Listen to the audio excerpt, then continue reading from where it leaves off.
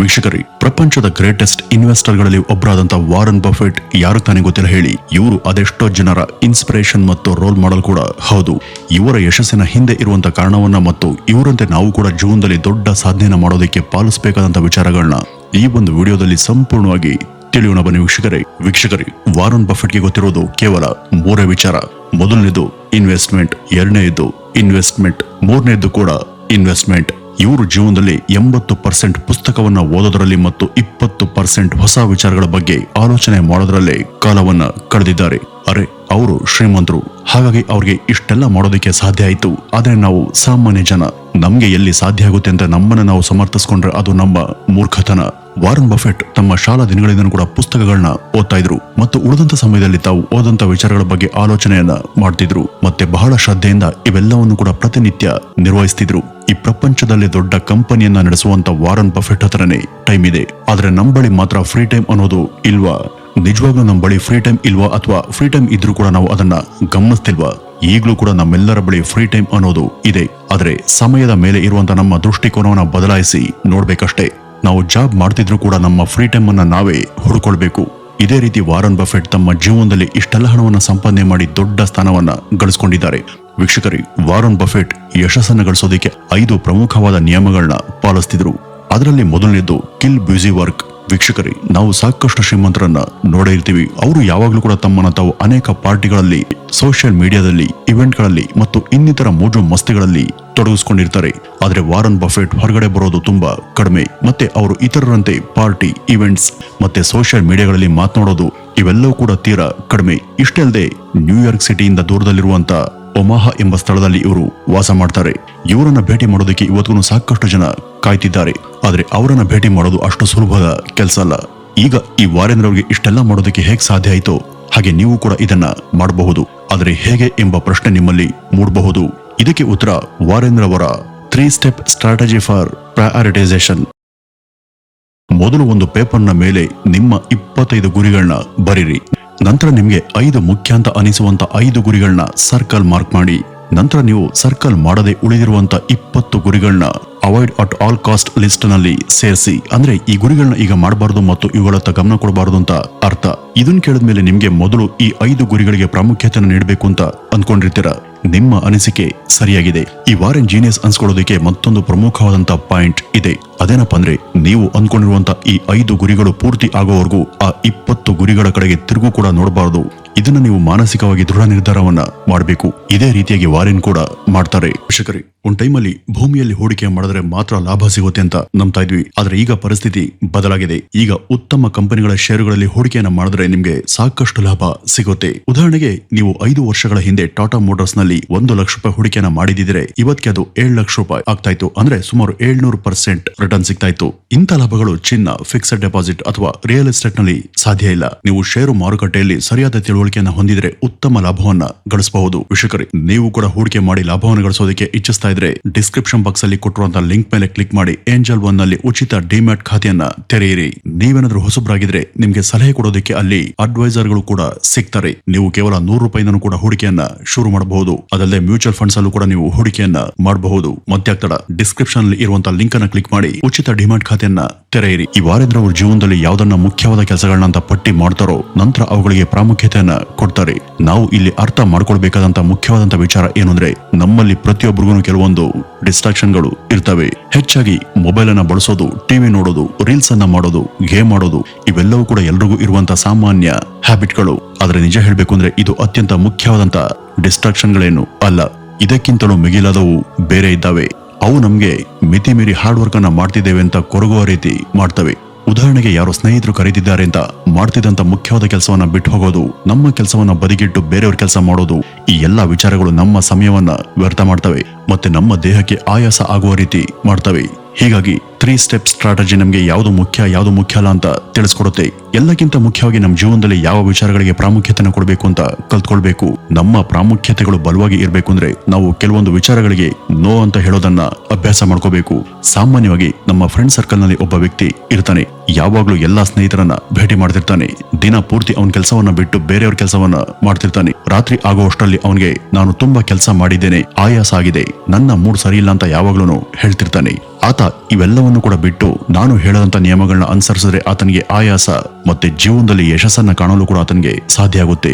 ಹೀಗಾಗಿ Warren Buffett ಕೂಡ ಕಡಿಮೆ ಶ್ರಮವನ್ನ ಪಡ್ತಾರೆ, ಅತಿ ಹೆಚ್ಚು ಹಣವನ್ನ ಗಳಿಸ್ತಾರೆ. ಹೀಗಾಗಿ ನೀವು ಕೂಡ ನಿಮ್ಮ ಜೀವನದಲ್ಲಿ ಮುಖ್ಯವಾದಂತ ವಿಚಾರಗಳಿಗೆ ಮಾತ್ರ ಪ್ರಾಮುಖ್ಯತೆಯನ್ನ ಕೊಡಿ, ಬೇರೆ ಎಲ್ಲ ಅನಾವಶ್ಯಕ ವಿಚಾರಗಳನ್ನ ದೂರ ಇಡಿ. ಇನ್ನು ಎರಡನೇ ನಿಯಮ ಏನು ಅಂದ್ರೆ ಬಿ ಪೇಷಂಟ್ ಇನ್ ಇನ್ವೆಸ್ಟಿಂಗ್. ಅಂದ್ರೆ ನೀವು ಯಾವ್ದ್ರಲ್ಲಾದ್ರೂ ಇನ್ವೆಸ್ಟ್ ಮಾಡಬೇಕು ಅಂದಾಗ ಸ್ವಲ್ಪ ತಾಳ್ಮೆ ಇರ್ಲಿ ಅಂತ ಅರ್ಥ. ವಾರೆನ್ ಬಫೆಟ್ ಕೂಡ ಇಷ್ಟು ಶ್ರೀಮಂತ ಆಗೋದಕ್ಕೆ ಒಂದು ರಹಸ್ಯ ಇದೆ. ಆ ಒಂದು ರಹಸ್ಯವನ್ನ ಯಾವ ಇನ್ವೆಸ್ಟರ್ಗಳು ಕೂಡ ಬಾಯ್ಬಿಡೋದಿಲ್ಲ. ಆ ಒಂದು ರಹಸ್ಯ ಯಾವುದು ಅಂದ್ರೆ ಇನ್ವೆಸ್ಟ್ ಅನ್ನೋದು ರಾಕೆಟ್ ಸೈನ್ಸ್ ಅಲ್ಲ. ಇದನ್ನ ಎಷ್ಟೋ ಜನ ಮಾಡ್ತಾರೆ, ನಾವು ಕೂಡ ಮಾಡಬಹುದು. ಆದ್ರೆ ಇದ್ರ ಬಗ್ಗೆ ವಾರೆನ್ ಬಫೆಟ್ ಏನ್ ಹೇಳ್ತಾರೆ ಅಂದ್ರೆ ನಮ್ಮಲ್ಲಿ ಬಹಳಷ್ಟು ಜನ ಇನ್ವೆಸ್ಟ್ ಅನ್ನ ಬೇರೆ ರೀತಿಯಾಗಿ ಅರ್ಥ ಮಾಡ್ಕೊಂಡಿದ್ದಾರೆ. ಸ್ಟಾಕ್ ಮೇಲೆ ಇನ್ವೆಸ್ಟ್ ಮಾಡೋದನ್ನ ಕಡಿಮೆ ಸಮಯದಲ್ಲಿ ಜಾಸ್ತಿ ಹಣವನ್ನ ಗಳಿಸಿ ಶ್ರೀಮಂತರಾಗುವಂತ ಒಂದು ಸ್ಕೀಮ್ ಅಂತ ಅರ್ಥ ಮಾಡ್ಕೊಂಡಿದ್ದಾರೆ. ಮಾರ್ಕೆಟ್ನ ಏರಿಳಿತವನ್ನ ನೋಡಿ ಬೆಳಿಗ್ಗೆ ಹಣವನ್ನ ಹೂಡಿ ರಾತ್ರಿ ಆಗೋಷ್ಟರಲ್ಲಿ ಶ್ರೀಮಂತರಾಗಬೇಕು ಅಂತ ಯೋಚನೆಯಲ್ಲಿ ಇರ್ತಾರೆ. ಆದ್ರೆ ಇದು ಇನ್ವೆಸ್ಟ್ಮೆಂಟ್ ಅಂತ ಅನ್ನಿಸ್ಕೊಳ್ಳೋದಿಲ್ಲ. ಅದನ್ನ ಸ್ಪೆಕ್ಯುಲೇಷನ್ ಅಂತ ಕರೀತಾರೆ, ಅಂದ್ರೆ ಊಹೆ ಮಾಡೋದು. ಆದ್ರೆ ವಾಸ್ತವದಲ್ಲಿ ಊಹೆಗಳು ನಿಜ ಆಗೋದು ಕಷ್ಟ. ಆದ್ರೆ ವಾರೆನ್ ಬಫೆಟ್ ಸ್ಪೆಕ್ಯುಲೇಟರ್ ಅಲ್ಲ, ಅವರು ಇನ್ವೆಸ್ಟರ್. ಆತ ತನ್ನ ಗಾಡ್ ಫಾದರ್ ಆದಂತ ಬೆನ್ ಗ್ರಹಾಂ ನಿಂದ ಸ್ಫೂರ್ತಿಯನ್ನ ಹೊಂದಿದ್ದಾರೆ. ಹೀಗಾಗಿ ಒಂದು ಕಂಪನಿಯ ಸ್ಟಾಕ್ ಅನ್ನ ಖರೀದಿ ಮಾಡುವಂತ ಮುನ್ನ ಆ ಕಂಪನಿಯ ಇಂಟ್ರೆನ್ಸಿಕ್ ವ್ಯಾಲ್ಯೂ ಬಗ್ಗೆ ತಿಳಿದುಕೊಳ್ಳುವ ಪ್ರಯತ್ನವನ್ನ ಮಾಡ್ತಾರೆ. ಈ ಇಂಟ್ರೆನ್ಸಿಕ್ ವ್ಯಾಲ್ಯೂ ಅಂದ್ರೆ ಕಂಪನಿಯನ್ನ ಯಾರು ನಡೆಸ್ತಾರೆ, ಅವರ ವ್ಯಾಲ್ಯೂ ಸಿಸ್ಟಮ್ ಏನು, ಅವ್ರಿಗೆ ಇರುವಂತ ಬಿಸ್ನೆಸ್ ಫಿಲಾಸಫಿ ಏನು, ಅವರು ಲಾಭಕ್ಕೋಸ್ಕರ ಏನ್ ಮಾಡ್ತಾರೆ, ಮತ್ತೆ ಅವರಲ್ಲಿ ಇರುವಂತ ಪ್ರಾಮುಖ್ಯತೆ ಎಷ್ಟಿದೆ, ಈ ಎಲ್ಲ ವಿಚಾರದ ಕುರಿತು ವಾರೆನ್ ರಿಸರ್ಚ್ ಮಾಡ್ತಾರೆ. ಯಾಕೆಂದ್ರೆ ಒಬ್ಬ ಸರ್ಕ್ಯುಲೇಟರ್ ಇದ್ದಾರೆ ಅಂದ್ರೆ ಅಕಸ್ಮಾತ್ ಆ ಕಂಪನಿ ಸ್ಟಾಕ್ ಬಿದ್ದು ಹೋಗಿ ಆ ಕಂಪನಿಯವರು ಕಂಗಾಲಾಗಿ ಅದನ್ನ ಮಾರ್ಬಿಡ್ತಾರೆ, ಮತ್ತೆ ಸ್ಟಾಕ್ ನಿಂದ ಹಣವನ್ನ ಕಳೆದುಕೊಂಡಿದ್ದೇವೆ ಅಂತ ಗೋಳಾಡ್ತಾರೆ. ಆದ್ರೆ ನಿಜವಾದ ಇನ್ವೆಸ್ಟರ್ ಆ ಕಂಪನಿಯ ಸ್ಟಾಕ್ ಬಿದ್ದು ಹೋದ್ರೆ ಚಿಂತೆ ಮಾಡದೆ ಧೈರ್ಯವನ್ನ ತಗೊಂಡು ಆ ಕಂಪನಿಯ ಸ್ಟಾಕ್ ಹೆಚ್ಚಾಗೋವರೆಗೂ ಕಾಯ್ತಾರೆ. ಈ ಒಂದು ತಾಳ್ಮೆ ಈ ವಾರೆನ್ ಬಫೆಟ್ ಅವ್ರಿಗೆ ಕಾಂಪೌಂಡ್ ಇಂಟ್ರೆಸ್ಟ್ ರೀತಿ ಸಾಕಷ್ಟು $ಬಿಲಿಯನ್ ಗಳಷ್ಟು ಹಣವನ್ನ ತಂದ್ಕೊಟ್ಟಿದೆ.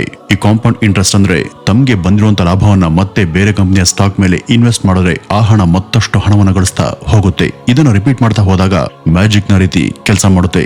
ಈ ಕಾಂಪೌಂಡ್ ಇಂಟ್ರೆಸ್ಟ್ ಕಾನ್ಸೆಪ್ಟ್ ಅನ್ನ ಯಾರು ಸರಿಯಾಗಿ ಅರ್ಥ ಮಾಡ್ಕೊಂಡಿರ್ತಾರೋ ಅವರು ಸಾಕಷ್ಟು ಹಣವನ್ನ ಗಳಿಸೋದಕ್ಕೆ ಸಾಧ್ಯ ಇದೆ. ಯಾರಿಗೆ ಇದು ಅರ್ಥ ಆಗಿರೋದಿಲ್ವೋ ಅವರು ಸ್ಟಾಕ್ ನಲ್ಲಿ ಹಣವನ್ನ ಕಳೆದುಕೊಳ್ಳುವಂತ ಸಾಧ್ಯತೆ ಇರುತ್ತೆ. ಹೀಗಾಗಿನೇ ಕಾಂಪೌಂಡ್ ಇಂಟ್ರೆಸ್ಟ್ ಅನ್ನ ಆಲ್ಬರ್ಟ್ ಐನ್ಸ್ಟೈನ್ ಅವರು ಕೂಡ ಪ್ರಪಂಚದ 8ನೇ ಅದ್ಭುತ ಅಂತ ಕರೆದಿದ್ದಾರೆ. ವಾರೆನ್ ಬಫೆಟ್ ಅವರ ರಹಸ್ಯ ತಾಳ್ಮೆಯಿಂದ ಕಾಯೋದು, ಮತ್ತೆ ಬಂದಂತ ಲಾಭವನ್ನ ಮತ್ತೊಮ್ಮೆ ಸರಿಯಾದ ಕಡೆ ಮತ್ತೆ ಮತ್ತೆ ಇನ್ವೆಸ್ಟ್ ಮಾಡೋದು. ಇನ್ನು ಮೂರನೇ ನಿಯಮ ಕೀಪ್ ಥಿಂಗ್ಸ್ ಸೂಪರ್ ಸಿಂಪಲ್. ಈ ವಾರೆನ್ ಅವರ ಕಂಪನಿಯಲ್ಲಿ ಅಂದಾಜು 4 ಲಕ್ಷಕ್ಕಿಂತ ಅಧಿಕ ಜನ ಕೆಲಸ ಮಾಡ್ತಿದ್ದಾರೆ. ಆದ್ರೆ ತಮ್ಮ ಮೇನ್ ಹೆಡ್ ಕ್ವಾರ್ಟರ್ಸ್ ನ ಆಫೀಸ್ ನಲ್ಲಿ ಲೆಕ್ಕ ಹಾಕಿದ್ರೆ 30 ಜನ ಎಂಪ್ಲಾಯ್ ಕೂಡ ಇಲ್ಲ. ಈ ವಾರೆನ್ ಅವರು ವಿವಿಧ ಮ್ಯಾನೇಜರ್ಸ್ ಅನ್ನುವಂತ ಬ್ಯೂರೋಕ್ರಸಿಯನ್ನ ಕಟ್ ಮಾಡಿದ್ದಾರೆ. ತಮ್ಗೆ ವಿಚಾರಗಳು ಸರಿಯಾಗಿ ಅರ್ಥ ಆಗುವಂತ ರೀತಿ ಕಡಿಮೆ ಎಂಪ್ಲಾಯ್ಗಳೊಂದಿಗೆ ದೊಡ್ಡ ಸಾಮ್ರಾಜ್ಯವನ್ನೇ ಆಳ್ವಿಕೆ ಮಾಡ್ತಿದ್ದಾರೆ. ಬೇರೆ ಸಿಇಒ ಬಿಸ್ನೆಸ್ ಮ್ಯಾನ್ ಗಳ ರೀತಿ ವಾರೆನ್ ದೊಡ್ಡ ದೊಡ್ಡ ಬಂಗ್ಲೆಗಳಲ್ಲಿ ವಾಸ ಮಾಡೋದಿಲ್ಲ. ಸಾಮಾನ್ಯ ಎಂಪ್ಲಾಯ್ ರೀತಿ ಸಾಧಾರಣ ಮನೆಯಲ್ಲೇ ವಾಸಿಸ್ತಿದ್ದಾರೆ. ಮತ್ತೆ ಅವರು ತಮ್ಗಾಗಿ ಮಾಡ್ಕೊಳ್ಳುವಂತ ಖರ್ಚು ಕೂಡ ಬಹಳ ಕಡಿಮೆ. ಆದ್ರೆ ನಾವು ಸ್ವಲ್ಪ ಬೆಳೆದಿದ್ದ ಹಾಗೇನೆ ನಮ್ಮ ಜೀವನವನ್ನು ಕೂಡ ಕಾಂಪ್ಲೆಕ್ಸ್ ಮಾಡ್ಕೊಳ್ತೀವಿ. ಸಂಬಳ ಹೆಚ್ಚಾದಂತೆ ಖರ್ಚು ಕೂಡ ಹೆಚ್ಚಾಗ್ತಾ ಹೋಗುತ್ತೆ. ಆದ್ರೆ ವಾರೆನ್ ಅವರ ವಿಚಾರದಲ್ಲಿ ಈ ರೀತಿ ಇಲ್ಲ. ಎಲ್ಲಾ ವಿಚಾರಗಳಲ್ಲೂ ಕೂಡ ಅವರು ಬಹಳ ಸಿಂಪಲ್ ಆಗೇನೆ ಇರ್ತಾರೆ. ಇನ್ನು 4ನೇ ನಿಯಮ focus on your circle of competence. ಬೇರೆ ಹೂಡಿಕೆದಾರಿಗೆ ಹೋಲಿಸಿದರೆ ವಾರೆನ್ ಅವರು ಬಹಳ ಕಡಿಮೆ ಇನ್ವೆಸ್ಟ್ಮೆಂಟ್ ಅನ್ನ ಮಾಡ್ತಾರೆ. ಇದನ್ನ ಕೇಳಿದ್ರೆ ನಿಮ್ಮ ಮನಸ್ಸಲ್ಲಿ ಒಂದು ಪ್ರಶ್ನೆ ಮೂಡಿರಬಹುದು, ವಾರೆನ್ ಅತ್ಯಂತ ಶ್ರೀಮಂತ, ಹೀಗಿರುವಾಗ ಯಾಕೆ ಕಡಿಮೆ ಇನ್ವೆಸ್ಟ್ ಅನ್ನ ಮಾಡ್ತಾರೆ ಅಂತ. ಆದ್ರೆ ಇದರ ಹಿಂದೆ ಕೂಡ ಒಂದು ರಹಸ್ಯ ಇದೆ. ಈ ವಾರೆನ್ ಓದಂತ ಪುಸ್ತಕಗಳಲ್ಲಿ ಒಂದು ಪುಸ್ತಕ ದಿ ಸೈನ್ಸ್ ಆಫ್ ಹಿಟ್ಟಿಂಗ್. ಈ ಒಂದು ಪುಸ್ತಕವನ್ನ ಬರೆದಿದ್ದು ಬೇಸ್ಬಾಲ್ ಪ್ಲೇಯರ್ ಆಗಿದ್ದಂತ ಟೆಡ್ ವಿಲಿಯಮ್ಸನ್ ಅವರು. ಈ ಒಂದು ಪುಸ್ತಕಕ್ಕೂ ಮತ್ತೆ ಇನ್ವೆಸ್ಟ್ಮೆಂಟ್ಗೂ ಯಾವುದೇ ಸಂಬಂಧ ಇಲ್ಲ. ಆದ್ರೆ ಆ ಒಂದು ಪುಸ್ತಕದಲ್ಲಿ ಇದ್ದಂತ ಒಂದು ಪಾಯಿಂಟ್ ವಾರೆನ್ಗೆ ಸರ್ಕಲ್ ಆಫ್ ಕಾಂಪಿಟೆನ್ಸ್ಗೆ ಬಹಳ ಉಪಯೋಗ ಆಯಿತು. ಅದೇನಪ್ಪ ಅಂದ್ರೆ ಬೇಸ್ಬಾಲ್ ಆಟದಲ್ಲಿ ಬೌಲರ್ ಬಾಲನ್ನ ಹಾಕಿದಾಗ ಪ್ರತಿ ಸಾರಿ ಹಿಟ್ಟರ್ ಬ್ಯಾಟ್ ಅನ್ನ ಬೀಸಿದ್ರೆ ಬಾಲ್ ಮಿಸ್ ಆಗುತ್ತೆ, ಮತ್ತೆ ಸ್ಕೋರ್ ಕೂಡ ಆಗೋದಿಲ್ಲ. ಆದ್ರೆ ಯಾವ ಒಂದು ಬಾಲ್ ನಮ್ಮ ಸರ್ಕಲ್ಗೆ ಬರುತ್ತೆ ಅಥವಾ ಸ್ವೀಟ್ ಸ್ಪಾಟ್ಗೆ ಬರುತ್ತೆ ಆಗ ಮಾತ್ರ ಬ್ಯಾಟ್ ಅನ್ನ ಬೀಸಿದ್ರೆ 6 ಅನ್ನ ಹೊಡೆಯೋದು ಸುಲಭ ಮತ್ತೆ ಖಚಿತ. ಈ ಒಂದು ಅಂಶವನ್ನ ವಾರೆನ್ ರವರು ಇನ್ವೆಸ್ಟ್ಮೆಂಟ್ಗೆ ಕನೆಕ್ಟ್ ಮಾಡ್ಕೊಳ್ತಾರೆ. ಹೂಡಿಕೆಯನ್ನು ಮಾಡಬೇಕು ಅಂತ ನಿರ್ಧಾರ ಮಾಡಿದಾಗ ಅನೇಕ ಕಂಪನಿಗಳಲ್ಲಿ ಇನ್ವೆಸ್ಟ್ ಅನ್ನ ಮಾಡುವಂತೆ ತುಂಬಾ ಜನ ನಿಮಗೆ ಹೇಳ್ತಾರೆ. ಹಾಗೇನಾದ್ರೂ ನಾವು ಸಿಕ್ಕ ಕಂಪನಿಗಳ ಮೇಲೆ ಹೂಡಿಕೆಯನ್ನ ಮಾಡಿದ್ರೆ ದಿವಾಳಿಯಾಗುವುದು ಖಚಿತ. ಹೀಗಾಗಿ ನಮ್ಮ ಕಣ್ಮುಂದೆ ಸಾವಿರಾರು ಕಂಪನಿಗಳು ಇದ್ರೂ ಕೂಡ ನಮ್ಗೆ ಸರಿ ಹೊಂದುವಂತ ಕಂಪನಿಯ ಮೇಲೆ ಮಾತ್ರ ಹೂಡಿಕೆಯನ್ನ ಮಾಡಬೇಕು. ಇದೇ ರೀತಿ ವಾರೆನ್ ಬಫೆಟ್ ಅವರು ಆಯ್ಕೆ ಮಾಡಿಕೊಂಡಂತ ಕಂಪನಿ ಕೋಕಾ ಕೋಲಾ. ಇದೇ ರೀತಿ ನಾವು ಕೂಡ ನಮ್ಮ ಸರ್ಕಲ್ ಆಫ್ ಕಾಂಪಿಟೆನ್ಸ್ ಅನ್ನ ಸಿದ್ಧಪಡಿಸ್ಕೊಳ್ಬೇಕು. ನಮ್ಮ ಸರ್ಕಲ್ ಒಳಗೆ ಯಾವ ಕಂಪನಿ ಬರುತ್ತೆ ಅದ್ರ ಮೇಲೆ ಮಾತ್ರ ಇನ್ವೆಸ್ಟ್ ಅನ್ನ ಮಾಡಬೇಕು, ಆಗ ಮಾತ್ರ ಲಾಭ ಗಳಿಸೋದಕ್ಕೆ ಸಾಧ್ಯ. ಹೀಗೆ ವಾರೆನ್ ಅವರು ಕೂಡ ಕಡಿಮೆ ಕಂಪನಿ ಮೇಲೆ ಇನ್ವೆಸ್ಟ್ ಅನ್ನ ಮಾಡಿ ಅಧಿಕ ಲಾಭವನ್ನ ಗಳಿಸಿದ್ದಾರೆ. ಇನ್ನು 5ನೇ ಮತ್ತು ಕೊನೆಯ ನಿಯಮ ಅಂದ್ರೆ ಅವಾಯ್ಡ್ ಟೆಕ್ನಾಲಜಿ. ಗ್ರೇಟೆಸ್ಟ್ ಇನ್ವೆಸ್ಟರ್ ಆಗಿರುವಂತಹ ವಾರೆನ್ ರವರು ಟೆಕ್ನಾಲಜಿ ವಿಷಯದಲ್ಲಿ ಅಪ್ಡೇಟ್ ಆಗಿರ್ತಾನೆ ಅಂತ ನೀವು ಅನ್ಕೊಂಡಿರಬಹುದು. ಆದ್ರೆ ನಿಮ್ಮ ಊಹೆ ತಪ್ಪು. ಇವತ್ತಿಗೂ ಕೂಡ ವಾರೆನ್ ರವರ ಆಫೀಸ್ ನ ಡೆಸ್ಕ್ ಮೇಲೆ ಒಂದು ಕಂಪ್ಯೂಟರ್ ಆಗ್ಲಿ, ಸ್ಮಾರ್ಟ್ ಫೋನ್ ಆಗ್ಲಿ ಯಾವುದು ಕೂಡ ಇರೋದಿಲ್ಲ. ಇವರು ತಮ್ಗೆ ಏನ್ ಬೇಕು ಏನ್ ಬೇಡ ಎಂಬುದರ ಬಗ್ಗೆ ಸ್ಪಷ್ಟವಾಗಿ ಅರ್ಥವನ್ನ ಮಾಡ್ಕೊಳ್ತಾರೆ. ಎಲ್ಲರೂ ಕೂಡ ಒಂದು ವಿಚಾರವನ್ನ ಫಾಲೋ ಮಾಡ್ತಿದ್ದಾರೆ ಅಂದ್ರೆ ನಾನು ಕೂಡ ಅದನ್ನೇ ಮಾಡ್ಬೇಕು ಅನ್ನುವಂತ ಅವಶ್ಯಕತೆ ಇಲ್ಲ ಅನ್ನೋದು ಈ ವಾರೆನ್ ರವರ ಅಭಿಪ್ರಾಯ.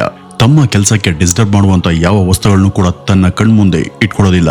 ಈ ವಾರೆನ್ ಬಫೆಟ್ ಹೇಳೋದು ಒಂದೇನೆ, be confident in your thinking ಅಂತ. ವೀಕ್ಷಕರೇ, ಇದಿಷ್ಟು ಇವತ್ತಿನ ಈ ಒಂದು ವಿಡಿಯೋದ ಮಾಹಿತಿಯಿಂದ ಹೇಳ್ತಾ, ನೀವು ಏಂಜಲ್ ಒನ್ ನಲ್ಲಿ ಉಚಿತವಾಗಿ ಡಿಮ್ಯಾಟ್ ಖಾತೆಯನ್ನು ತೆರೆಯೋದನ್ನ ಮರಿಬೇಡಿ ಅಂತ ಹೇಳ್ತಾ ಇವತ್ತಿನ ಈ ಒಂದು ವಿಡಿಯೋವನ್ನ ಇಲ್ಲಿಗೆ ಮುಗಿಸೋಣ. ನಮಸ್ಕಾರ.